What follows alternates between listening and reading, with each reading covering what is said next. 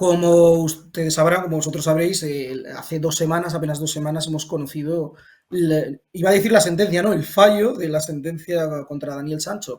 Fue condenado a cadena perpetua, ya lo saben ustedes, y en estos últimos días, en el momento de grabar esta entrevista en concreto, ya hemos podido conocer el contenido de la sentencia traducida, de la sentencia del tribunal tailandés. Y para hablar de este tema tengo a un muy buen compañero, José Luis Torá, ahora ustedes le pueden ver en La Sexta y seguir su trabajo, que es de los periodistas que tuvo la suerte de, bueno, de seguir toda esta historia desde el principio y sobre todo de acudir a Tailandia a aquel juicio que a veces casi se convirtió en una romería por todas aquellas imágenes que todos recordamos que vimos. José Luis, muchas gracias por estar aquí. ¿Qué tal? Un placer saludarte y que cuentes conmigo, porque el caso es apasionante para todos y para los que lo vivimos allí, pues mucho más también. Desde luego que es apasionante, lo acabas. Además, creo que no es un adjetivo baladí en este caso porque va a sonar un poco a frivolidad, pero digamos que lo tenía todo para ser una historia que interesase. Yo tengo la sensación, no sé si tú la compartes conmigo, José Luis, que cuando se dictó sentencia, yo pensé, bueno, creo que esto no ha terminado y que todavía nos quedan muchos capítulos a toda esta historia. Sí, yo siempre he dicho que aquí no termina nada, sino que acaba incluso de comenzar una segunda parte, la segunda parte de los recursos, de la pelea que tiene la defensa de Daniel Sancho para poder intentar, por un lado, rebajar la condena. La condena es muy complicada que se rebaje, pero al menos intentar tirar por tierra los hechos probados que esa sentencia del tribunal de Koh Samui da por ciertos. Y luego la segunda etapa, la segunda parte será intentar que Daniel Sancho venga a España a cumplir esa condena. Entonces, a partir de ahora no termina nada, comienza de nuevo una segunda etapa y esperemos que Daniel esté preparado para ella porque no va a ser nada sencilla, sobre todo porque recordemos, ahora mismo su vida no es en la misma prisión donde él empezó todo este periplo, ahora se encuentra en otra prisión, en Suratani. Es una prisión más complicada, con más presos, con condiciones muy difíciles de asumir, tanto pues higiénicas como de alimentación, como de hacinamiento, y después de que podamos concluir que su sentencia sea firme, no se quedará en esa cárcel, pasará al Gran Tigre, esa cárcel que todos hemos conocido incluso antes de saber la sentencia, que es una de las peores del mundo, que es la Hilton se llama así, la Hilton en Bangkok, pues un eufemismo, para determinar una de las prisiones más crueles que tenemos en el planeta. Entonces creo que Daniel Sancho tiene que estar mentalmente muy preparado para lo que le queda. Aparte, bueno, sí, efectivamente, tú lo dices, que queda un recorrido muy, muy extenso. Y todos estos recursos que han anunciado ya que van a plantear los abogados de Daniel Sancho, bueno, una de las cosas que se está comentando mucho es que, bueno, que la justicia tailandesa, creo que ya nos hemos acostumbrado a esto, no es igual que la europea, ni mucho menos, que no saben hasta qué punto esto le beneficia o le perjudica a la situación de Daniel Sancho. Pues es una buena pregunta para la defensa, porque es cierto que ellos en todo momento apostaron por una línea muy crítica con el trabajo de la policía tailandesa, muy crítica también con el hacer de los jueces y de los magistrados tailandeses. Y lo cierto es que leyendo la sentencia, leyendo los hechos probados, que como sabes nos ha costado incluso acceder a ella, pero sí que hemos podido ya traducirla y trabajar con todo este contenido, aquí en ningún momento se tiene en consideración ninguna de las conclusiones a las que la defensa llega constantemente en sus informes. En ningún momento sus informes están recogidos en esta sentencia. Entonces, yo no sé muy bien por dónde quiere tirar ahora mismo la defensa sus recursos, pero lo cierto es que todo lo que ellos deslizaron en todo momento, te recordarás esa participación de una tercera persona, un personaje muy similar, con características físicas muy similares a las de Daniel Sancho en la isla, incluso una policía, digamos, poco ética a la hora de trabajar y de conseguir declaraciones. Todo eso no se ha recogido, no se ha tenido en cuenta y, por tanto, mi pregunta como periodista y, sobre todo, también se la hacen los abogados ahora mismo, es hacia dónde van a ir tirando cuando quieran recurrir esta sentencia, porque está muy bien atada, se coge desde el principio hasta el final la investigación policial, no se deja ningún fleco sin tocar, sin analizar. Entonces yo me pregunto si tienen algún tipo de posibilidad de revocar todo esto. Es muy complicado, al menos por lo que hemos visto. No sé muy bien por dónde van a tirar. Claro, además, yo leyendo la sentencia, bueno, la leí ayer con respecto al día en que estamos grabando esta entrevista, me llamó la atención que en hechos probados, como bien dices, en ningún momento reconocen lo que aquí conocemos como hechos probados, en ningún momento reconocen nada de lo que alegaba la defensa, sí que recogen, como es lógico, las alegaciones de Daniel, que es un poco toda esta historia un poco construida, que entiendo que es una estrategia de defensa de me sentí engañado por la policía, me dijeron que si cooperaba volvería a España. Sin embargo, luego en la misma sentencia, en hechos probados, dicen, oiga, no, sí que tenía un traductor, sí que estuvo asesorado, sí que firmaron la famosa declaración, que curiosamente esa declaración es, uno lee y es lo que ha evitado que, pues que la condena no haya sido la más terrible, que es bueno, la cadena capital, la pena de muerte. Sí, fue el trabajo de su abogado, de su primer abogado, Mr. Anand, que fue el que estuvo con él en todo ese momento de la reconstrucción y que sobre todo le facilitó, le ayudó a Daniel pues en todos estos primeros pasos entenderse con la policía. Y era fundamental para la policía poder conocer exactamente qué sucedió en ese apartamento, qué sucedió también después cuando Daniel distribuyó, repartió todas esas partes, esos restos humanos de Edwin Arrieta, para poder entender de qué manera se originó este crimen, ¿no? Entonces es verdad que esa colaboración primogénea, esa colaboración que tuvo Daniel Sancho desde el primer momento fue la que ahora mismo podemos decir que le ha beneficiado en contra, y creo que sería objetivo decirlo también, de esa declaración que el abogado de su defensa dijo a las puertas de esa corte de Cosamuy, defendiendo y alabando que había sido el trabajo de la defensa española lo que había colocado a Daniel en este escenario. Y creo que eso no es justo, porque estaríamos tirando, como digo, por el suelo, por el barro, el trabajo que hizo el primer letrado de Daniel Sancho, que facilitó que él colaborara con la justicia, colaborara con la policía y permitiera entender cómo fue todo lo que sucedió el 2 de agosto del 23 en esa isla de Copangán. Por tanto, la declaración se empezó a deslizar, que no fue del todo ética, que se engañó a Daniel. Lo cierto es que creo que es una capacidad bastante ética, bastante bueno, conocida por parte de los investigadores, que es acercarte a la persona que tienes en ese momento enfrente, acercarte a la persona que quieres investigar y facilitarle el terreno y el campo para que esa persona se sincere y te cuente por qué ha cometido lo que presuntamente en su momento cometió, y que ahora podemos decir que según en primera instancia pues sí que cometió ese asesinato a Edwin Arrieta. Por tanto, pues para uno es criticable, para otros es una actividad absolutamente loable y permitida dentro del campo de la investigación. Claro, no, aparte de todo esto, no hay que perder el foco en ningún momento de que hablamos de una sentencia en primera instancia, pero que en esa sentencia, en fin, reconoce perfectamente lo que él ya cuenta en esa declaración, es decir, digamos que no le quita ni le pone nada de lo que él mismo ya contó en esa primera vez que confiesa su crimen, y es que lo podemos decir ya abiertamente, el asesinar y descuartizar a este hombre, a Edwin Arrieta.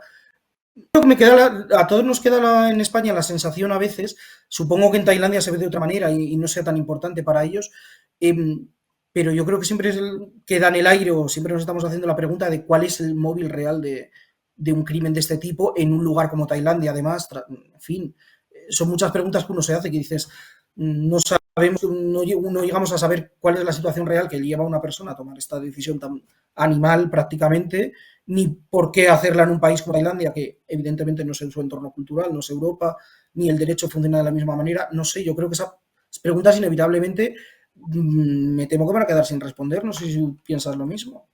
Bueno, es verdad que la respuesta la tiene Daniel Sancho y según hemos podido conocer por diferentes fuentes, él parece que está escribiendo un libro de crónica negra donde a lo mejor quizá responde a estas preguntas que tenemos todos. Es cierto que los hechos probados podemos dar por seguro que se establece una relación homoerótica, homoafectiva entre Daniel Sancho y Edwin Arrieta, según recoge esta sentencia, donde Daniel Sancho a su vez es un enamorado de Tailandia. Él visitó Tailandia hace unos años con una pareja que tenía.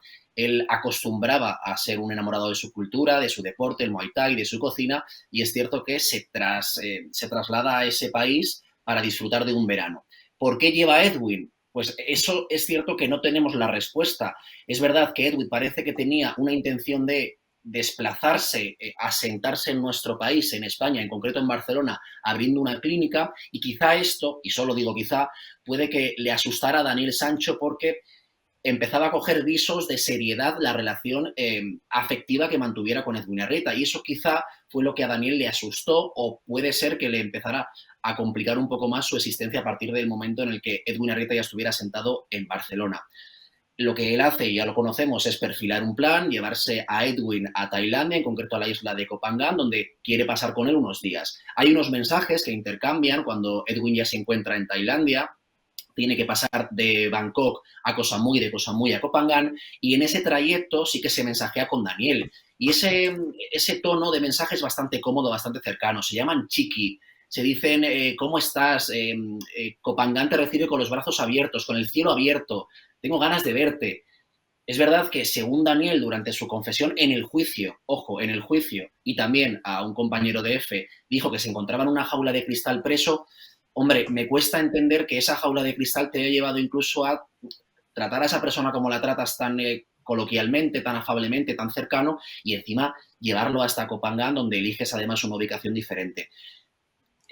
No sé muy bien, como te digo, cuál sería el móvil en concreto. Es verdad que, Daniel, hemos leído en esta sentencia que dice durante el juicio que Edwin le obliga a mantener una relación sexual de la cual él se niega, pero es cierto que Daniel está contando que en el escenario en el que se encuentran, es en esa habitación, en ese bungalow de Koh Phangan, el número 5, ellos se encuentran en la cama tumbados los dos. Y dice que están hablando de cuestiones financieras. Daniel quiere abrir un restaurante, Edwin parece que va a ser su mecenas, le va a ir dando ese dinero, pero claro, nos preguntamos, ¿es en la cama exactamente en el espacio donde tienes que compartir esa conversación con Edwin Arrieta si tú aseguras que no mantienes ningún contacto físico, emocional, sexual con él? Hombre, quizá eso nos da un poquito de dudas de que posiblemente no fuera la primera vez que Edwin le propusiera a Daniel Sancho mantener relaciones sexuales. No sabemos si se llegaron a materializar o no, pero es cierto que, sabiendo que se produce, según palabras de Daniel, en la cama la conversación, quizá, a lo mejor, como digo, su relación afectiva iba más allá de lo que Daniel nos quiere contar.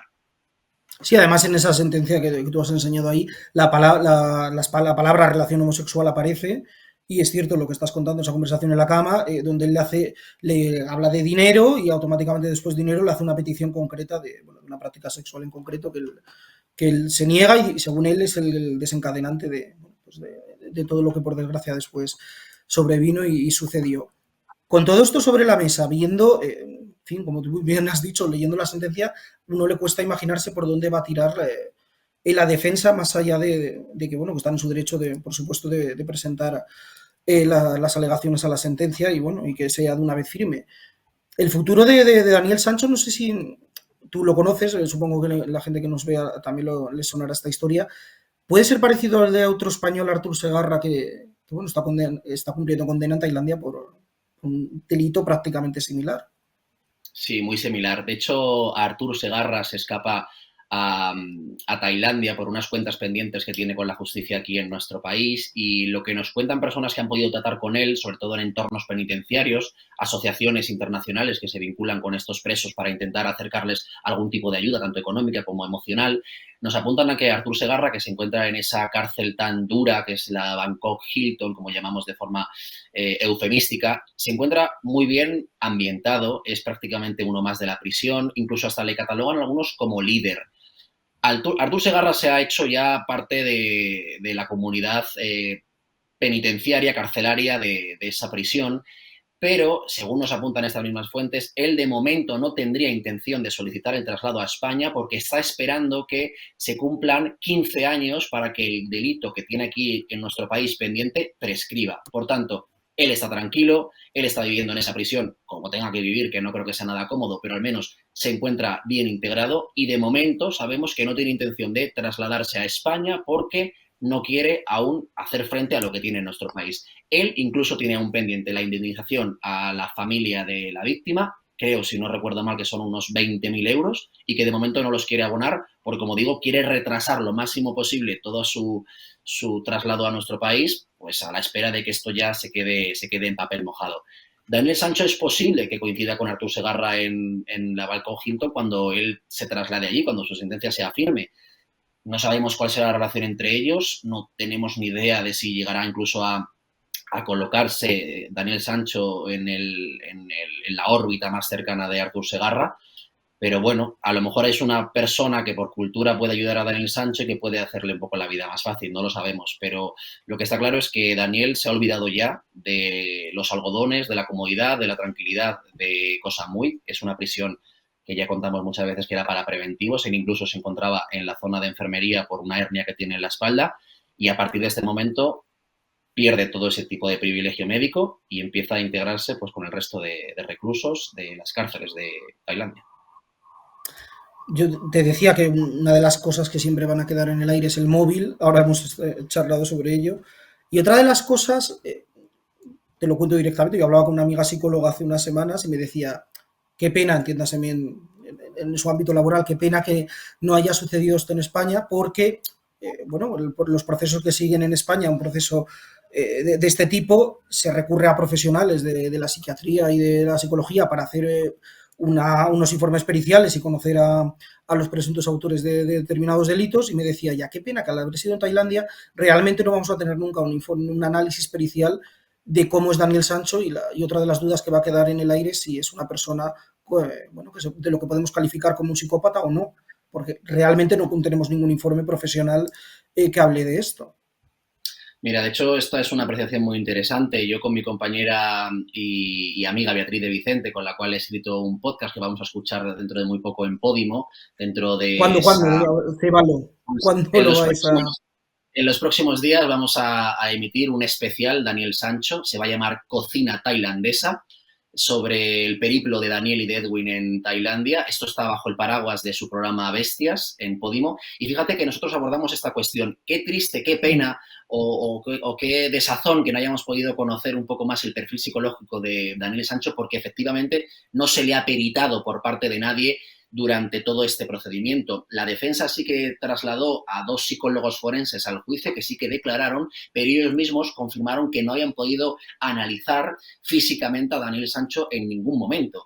Es verdad que ellos hablan a veces de una persona disociada para justificar ese desmembramiento del cuerpo de Edwin, otras veces hablan de un miedo insuperable, una persona que ya no consigue quitarse de encima la amenaza que supone Edwin y por tanto no le queda otra que matarlo.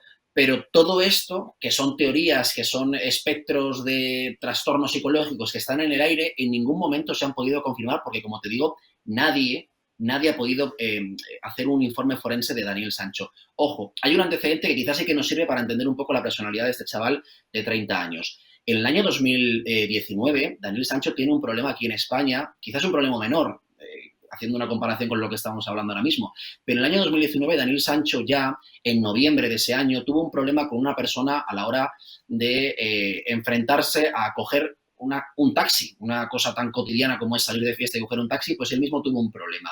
En la calle, si no recuerdo mal, es José Abascal. Él sale de madrugada a las 4:00 y intenta coger un taxi y hay una cola que se ha realizado de forma pues educada y lógica y él decide saltarse esa cola e introducirse en el primer taxi que para. Esto le provoca un enfrentamiento con la persona que se encontraba en primer puesto y Daniel Sancho, para concluir la situación, le pega un puñetazo a esta persona en la cabeza que le provoca la pérdida de un diente e incluso una brecha. Esto, que además se ha juzgado hace muy poco, ha sido un delito de Sí. lesiones, pero nos hace un poco entender el arrebato, a lo mejor, el ánimo de Daniel Sancho a la hora de solventar, solucionar determinadas situaciones y tesituras a las que se enfrenta. No sabemos si es una persona que tiende un poco a comprender la violencia como parte de su diálogo, pero es cierto que con lo que tenemos en la mesa hablamos de una persona que al menos impulsos tiene. Hombre, claro, y que no tiene unas herramientas con las que cualquier persona, no me gusta utilizar la palabra normal, pero para entendernos, normales y corrientes utilizamos ante estas situaciones que son muy cotidianas. Con lo cual, como bien dices, el escenario de imaginarse cuando es una persona que utiliza, bueno, familiarmente la violencia, digamos, para solventar sus problemas, se enfrenta a otras situaciones menos cotidianas, pues es cierto que esos escenarios es lógico que nos los planteemos, en qué posición estaba él a ese nivel. Como yo decía al principio, cuando te presentaba, José Luis, tú estuviste en Tailandia durante el juicio. Aquello fue, recordó a los peores a veces circos mediáticos que hemos montado en España. Y que se me entienda que lo digo con todo el respeto porque el tema es muy serio. Pero a veces la sensación que teníamos, los que estábamos desde aquí, es que habíamos montado el circo los medios españoles y que en Tailandia no se debía entender muy bien qué es lo que... No lo sé, me lo puedes responder tú que estabas ahí. ¿Entendían bien por qué se había montado todo este lío, esta repercusión mediática, o ellos no llegaban a entender del todo qué estaba ocurriendo? Pues mira, David, Tailandia merece realmente un capítulo aparte en cuanto a cobertura mediática porque es cierto que fue un sainete. Ellos es verdad que reconocían la trascendencia mediática de Daniel Sancho y de su padre. Allí todo el mundo sabía que Rodolfo es un actor conocido y famoso, que además el abuelo de Daniel también, y que Daniel, pues, de alguna manera vivía de esa repercusión también, aunque solamente se le conociera por su faceta de chef en redes sociales. Pero es verdad que los tailandeses no entendían nuestra manera tan agresiva y se entienda la palabra agresiva a la hora de abordar las cosas con tanta voracidad, que nosotros es verdad que en las coberturas mediáticas acostumbramos y nos representamos con esta forma un poco de trabajar. Fíjate que se llegaron a montar dispositivos de seguimiento por parte de periodistas, tanto a Rodolfo Sancho como a Silvia Bronchalo. Dispositivos de seguimiento, lo aterrizo un poco, era coger moto a la hora de terminar el juicio y seguir el taxi, seguir la camioneta, seguir el coche que llevara a Silvia Bronchalo, a Rodolfo a su hotel y quedarse haciendo guardia. Esto en Tailandia no se entendía además que esa persecución constante, porque conforme fueran a lo mejor en un descanso a comprarse un plato de comida, ahí estaban los periodistas intentando coger una imagen de cómo pagaban, de cómo comían, de cómo bebían. Todo esto a ellos les sorprendía. Fíjate, te doy otro dato más. Al principio nosotros teníamos un poco la duda de si íbamos a poder cubrir el juicio desde dentro de una sala de prensa, como habituamos a hacer aquí en nuestro país. En todo momento, el Tribunal de Koh Samui lo dejó en stand-by. Dijo que no sabía todavía si nos iba a permitir o no. ¿Qué pasó? El primer día de juicio ya se coló un periodista de una agencia española de noticias, se coló en la sala haciéndose pasar, pues no sabemos muy bien si por un representante legal, si por a lo mejor un apadrinado por parte del consulado, pero lo cierto es que un periodista estuvo en primer momento dentro de esa sala. Y no tenían ni por qué estarlo porque los periodistas no estábamos ahí ya acreditados. Por ese lado te digo que un poco ya empezamos mal. Segundo, cuando nos vetaron la entrada a los periodistas para poder cubrir este juicio, varios compañeros se colaron en el baño de la corte con el móvil para grabar cualquier movimiento y cualquier opción de poder ver a Daniel Sancho. No se puede grabar en una institución pública, no se puede grabar en un juzgado y además cuando nos han prohibido la entrada a los medios de comunicación. Entonces, esta manera tan salvaje que teníamos de trabajar sorprendió mucho e incluso nosotros éramos conscientes de que a veces se nos ponían palos en la rueda para no poder trabajar con tranquilidad. De repente nos silenciaban el juicio durante 4 o 5 días, lo paraban, lo dejaban ahí un poco esperando, por un lado, que nos agotásemos y nos volviésemos a nuestro país, porque las coberturas obviamente son caras, son dinero para nuestras empresas y, por tanto, a lo mejor, si no teníamos noticias, nos iban a devolver a nuestro país, a España. Y, por otro lado, además, también coincidía con que el juicio se celebró en una fecha fundamental, el Año Nuevo tailandés, donde las fiestas, donde los parones en la actividad también se iban a desarrollar. Entonces, el trabajo era complicadísimo constantemente y a nosotros nos costó mucho poder sacar información que no fuera interesada, porque en un juicio al final la defensa te va a decir lo que él quiere que tú cuentes, la acusación también, pero te queda la parte periodística de voy a intentar sacar toda esta agua que no es potable para poder beber de algo que me sirva. Y era muy complicado, David. De verdad que la cobertura en Tailandia creo que debemos todavía de explicar mucho más cómo fue porque fue muy costosa. E incluso le sumo ya para terminar un documental que se grababa en ese momento allí. El documental de que uno de los protagonistas es el propio Rodolfo. Es verdad que ahí, y enlazo con esto del tratamiento que hemos tenido los medios, yo creo que todos hemos visto claramente que fuera parte de que no hay manuales para cómo sobrellevar este tipo de cosas, sí que hemos visto una diferencia yo creo, clara entre Silvia Bronchalo y el propio Rodolfo Sancho. Y supongo que los que estabais allí lo vivíais de manera mucho más directa. Sí, bueno, Silvia estaba absolutamente aislada. Rodolfo no le hacía, a ella no le ponía en ningún momento en conocimiento de lo que sucediera al interior de la sala, ni siquiera lo que sucedía con la defensa, ni por dónde iban a ir tirando. Cuando no había Tremendo. celebración de ninguna vista, de ningún día de juicio, Rodolfo acudía a la cárcel a visitar a Daniel y Silvia no lo hizo nunca. No sabemos si era porque Daniel no quería verla, si porque Rodolfo no la dejaba acudir o simplemente ella por mantenerse en un perfil más bajo. Pero es verdad que Silvia, no olvidemos que fue la primera que se desplazó a Koh Samui cuando todo eso saltó en agosto del año pasado y estuvo con su hijo durante varias semanas aportando apoyo emocional y económico para su estancia en la cárcel. Y es cierto que durante el juicio Silvia fue un satélite más que no hablaba, que no compartía con nosotros impresiones y a veces le podíamos robar alguna declaración, alguna palabra y siempre decía, a mí no me preguntéis, preguntadle a su padre, es él el que controla todo. Entonces, bueno, Silvia es verdad que nos daba una sensación un poco de ser una persona muy perdida en todo esto. Sí, además, las pocas veces, sí que yo recuerdo, y creo que eso está bien resaltarlo, que las pocas veces que se dirigía a los medios allí, nunca le faltó una palabra para la familia de la víctima, del Buenarrieta. Eh, que yo creo que en ese sentido Rodolfo Sancho no ha sido todo lo cuidadoso que debería. Eso es una opinión personal, pero creo bueno, que es evidente que ha sido así. Bueno, es verdad que Rodolfo, el último día tengo que decirte que cuando finalizó ese juicio, el día 3 de mayo, si no recuerdo mal, Rodolfo bajó esas escaleras y por primera vez hizo un pequeño pool, una pequeña declaración para varios Sí. compañeros que estábamos allí, y sí que dijo que condenaba las palabras de las personas que le señalaban como poco empático y poco cercano con la familia de Rita, porque él desde el primer momento se disculpó con esa familia y transmitió sus condolencias. Entonces es verdad que quizá no lo verbalizaba todos los días, que al final la víctima sin duda era quien era, Edwin Arrieta, pero que aquí, ojo, dijo, no os olvidéis que yo siempre he querido acercarle a esta familia a mi pesar. Entonces, bueno, es lo poco que Rodolfo Sancho nos ha ido contando durante la cobertura, porque ya hemos visto que lo que contaba se lo contó únicamente a una plataforma. Previo pago, hay que decirlo. No sé, eso lo siento, pero creo que hay que señalarlo porque es importante, al menos para mí decirlo. Utilizabas el adjetivo que yo comparto al principio de nuestra charla, fascinante con toda esta historia. Ahora viéndola, haciendo un poco de moviola en este año de locura con este asunto, con el caso Sancho, ¿los medios españoles aprobamos o suspendemos el tratamiento que le hemos dado? Porque a veces yo me he preguntado hasta qué punto no hemos caído en blanquear, no hemos utilizado a veces prejuicios, hablando claramente, a veces creo que algunas visiones del tema caían directamente en la homofobia. No sé, ¿tú crees que en general hemos aprobado o tenemos que hacérnoslo mirar?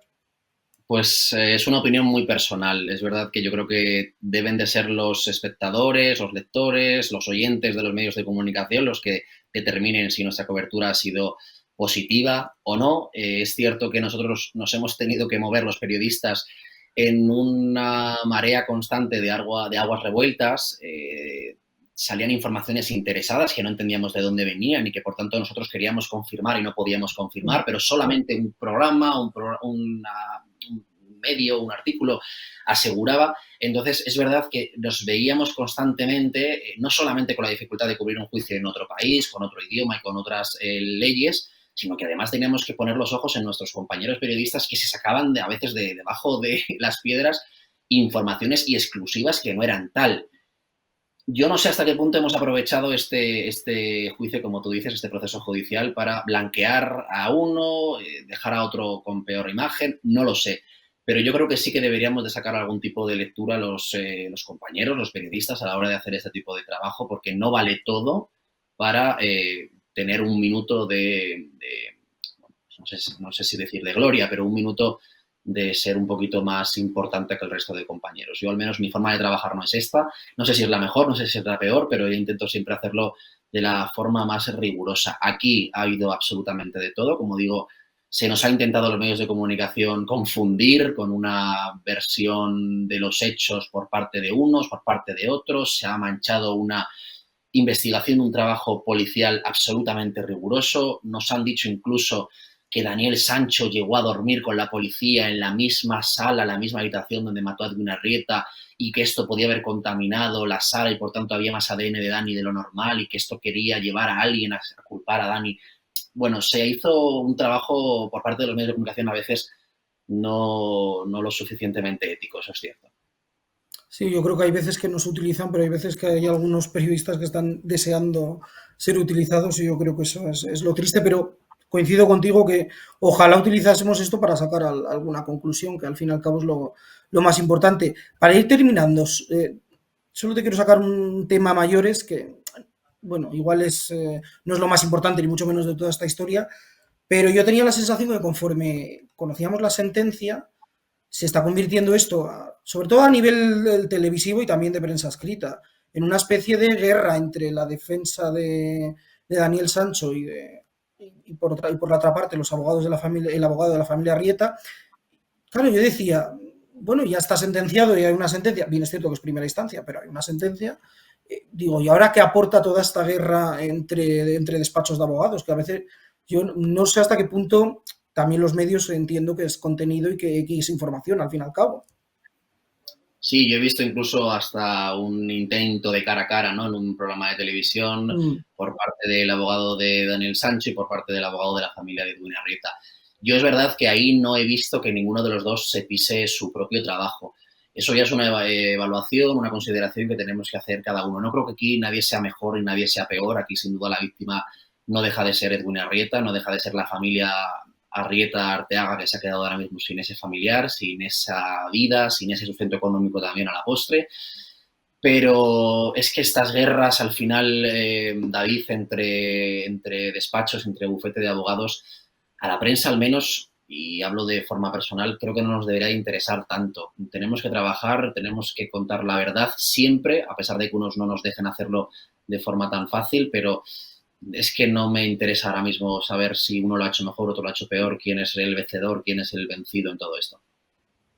sí, yo creo que a veces hemos caído en este caso en concreto, en la historia entre despachos de abogados, un poco había una guerra por el relato, porque el juicio ya está sentenciado, con lo cual no había mucho que hacer. Y bueno, siempre digo que a veces cuando tenemos que llenar unos minutos de programa o unas páginas en un periódico, pues Sí, es que inevitablemente esas lo que pasa cosas es que nos vienen bien. el relato es este. Claro, Eh, evidente, ese debería ser, efectivamente. Claro, no hay otro. Entonces, aquí es cierto que no hay ningún informe por parte de la defensa contemplado, tampoco lo que se ha contado a lo mejor por parte de la acusación es cierto, porque tampoco está aquí recogido. Entonces, acuérdate que incluso se llegó a hablar de un trato de favor a Daniel por parte de la embajada.